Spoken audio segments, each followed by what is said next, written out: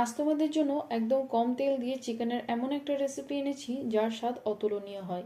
একবার অবশ্যই ট্রাই করে দেখতে পারো, একবার খেলে বারবার বানাতে ইচ্ছে করবে। চিকেনটা তৈরি করতে আমাদের লাগবে বেরেস্তা। তাতে দিয়ে দিচ্ছি 15 থেকে 20টা কাঠবাদাম। আর নিয়ে নেব 100 গ্রামের মতো দই। দইটা কিন্তু টক নেবে না। এবার এই সব কিছুকে ভালো মতো পেস্ট করে নেব। আমি এখানে চিকেনটা ভালো করে ধুয়ে পরিষ্কার করে নিয়ে চিকেনটার মধ্যে তৈরি করে রাখা পেস্টটা দিয়ে দেবো। তারপর দিয়ে দিচ্ছি আদা রসুনের পেস্ট। 3 থেকে 4টা কাঁচা লঙ্কা জল দিয়ে পেস্ট করে নিয়েছি, এটাও দিয়ে দেবো। গুঁড়ো মশলার মধ্যে দিয়ে দিচ্ছি 2 চা চামচ ধনে গুঁড়ো, দিয়ে দিচ্ছি 2 চা চামচ কাশ্মীরি লাল লঙ্কার গুঁড়ো, এতে কালারটা খুব ভালো হয়। স্বাদ মতো লবণ দিয়ে দিচ্ছি। দিয়ে দেবো 1.5 চা চামচ হলুদ গুঁড়ো, 1.5 চা চামচ চিকেন মশলা, দিয়ে দিচ্ছি 2 চা চামচ গরম মশলা গুঁড়ো, 1.5 চা চামচ ঝাল লাল লঙ্কার গুঁড়ো, 1/2 চা চামচ দিয়ে দিচ্ছি এখানে সাদা জিরে। তোমরা এর বদলে এমনি জিরেও দিতে পারো। গরম মশলার মধ্যে নিয়ে নিয়েছি দারচিনি, ছোট এলাচ, লং এবং জয়িত্রী। এরপর দিয়ে দিচ্ছি 1 চা চামচ গোলমরিচ গুঁড়ো। কিছুটা পেঁয়াজ ভাজা তুলে রেখেছিলাম, সেটা এখানে দিয়ে দিচ্ছি।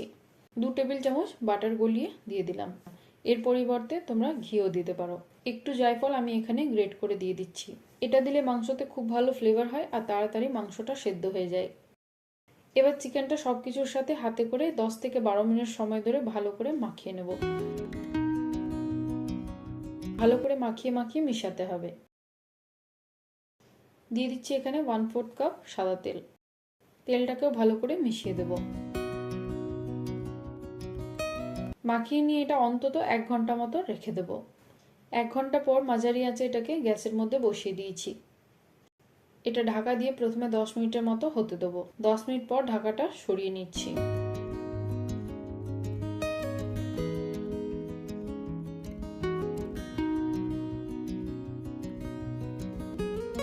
পনেরো থেকে 20 মিনিট কষানোর পর নুন হলুদ দিয়ে ভেজে রাখা আলুগুলো দিয়ে দেবো।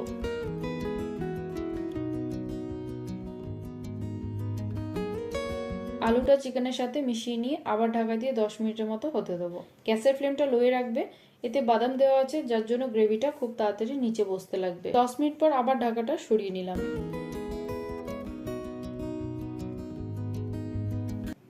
এই পর্যায়ে কয়েকটা কাঁচা লঙ্কা চিড়ে দিয়ে দিচ্ছি।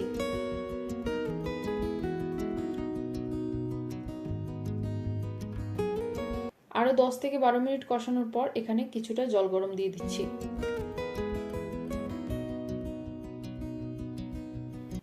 জলটা ভালো করে মিশিয়ে নিয়ে ঢাকা দিয়ে আবার 15 মিনিটের মতো সেদ্ধ করে নেব। 15 মিনিট পর ঢাকাটা সরিয়ে নিচ্ছি। শেষে দিয়ে দিচ্ছি কিছুটা ধনেপাতা কুচি। এবং তৈরি হয়ে গেল আমাদের ঝাল ঝাল আলু মুর্গ। তোমরা একবার বাড়িতে এটা অবশ্যই বানিয়ে দেখো। আশা করব তোমাদেরও এটা খুব ভালো লাগবে। ধন্যবাদ।